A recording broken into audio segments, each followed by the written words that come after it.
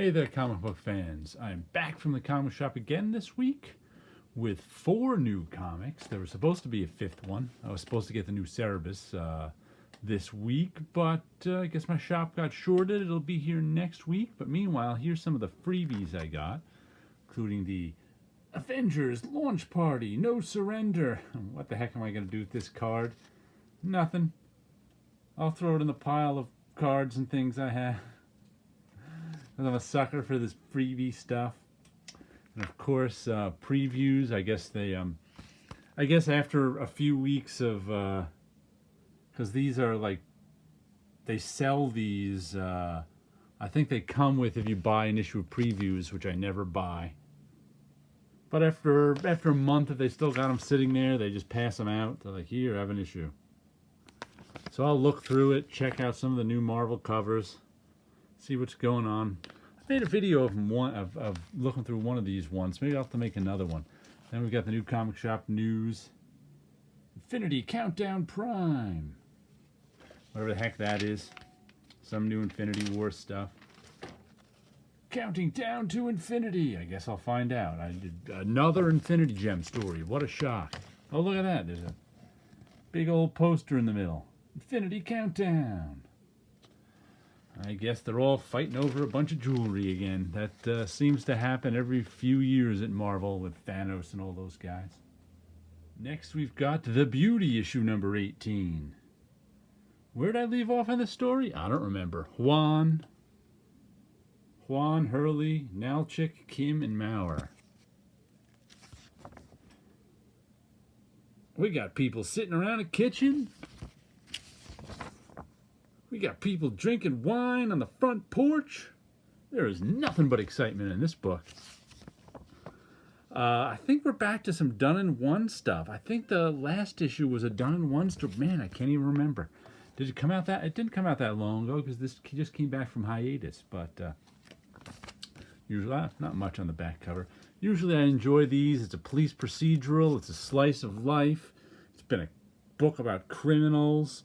It's a book about societal impact of this STD that makes people beautiful, but now years later is killing them.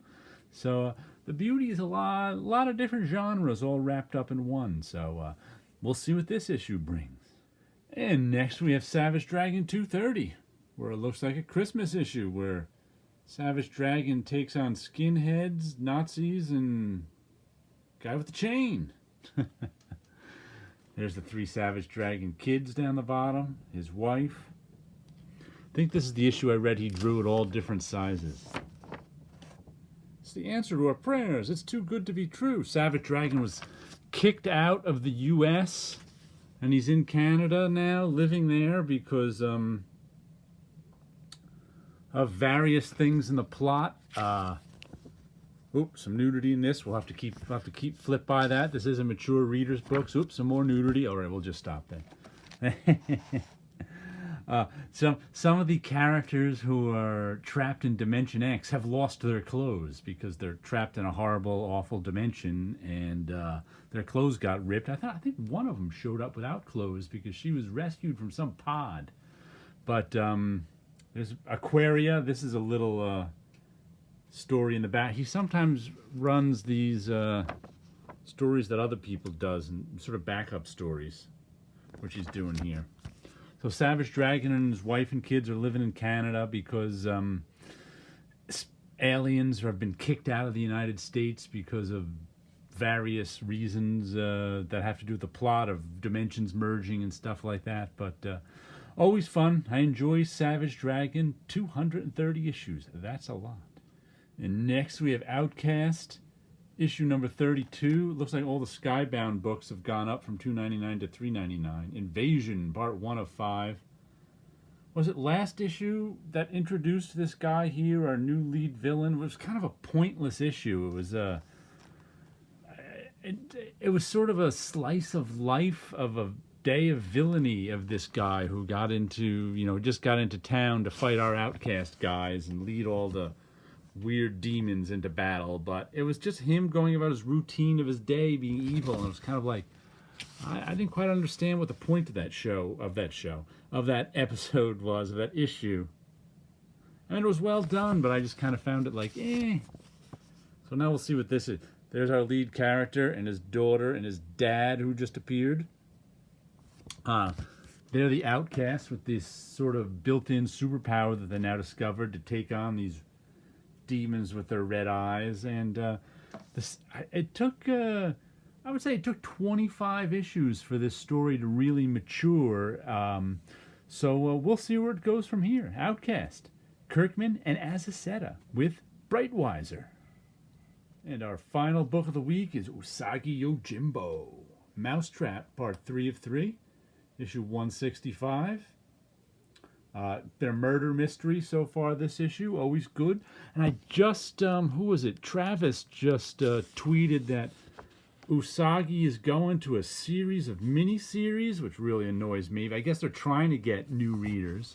They're going to have the same numbering in the indicia, which is in here. So the indicia will follow, to see where it says 231, will follow this numbering, but they're going to package them as a series of mini-series with issue number 1. So I hope my comic shop is up to the task, because it's real annoying that the issues aren't, like I said, with each new mini-series, that's a new series I have to put on my pull list.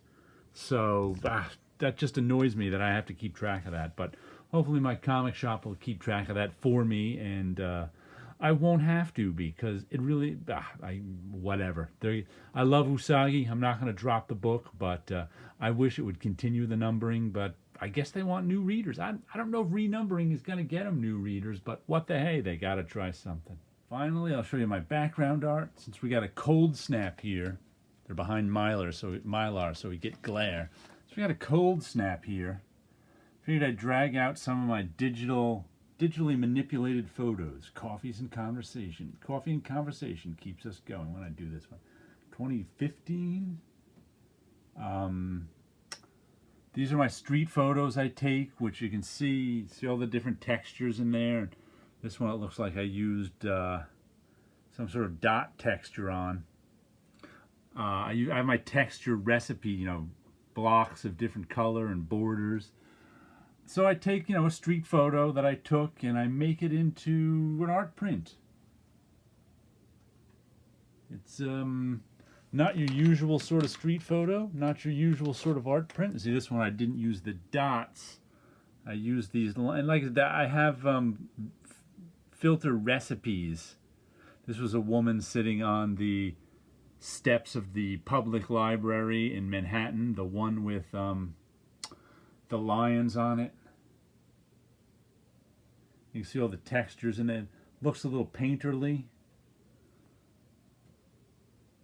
Listen on our iPhone.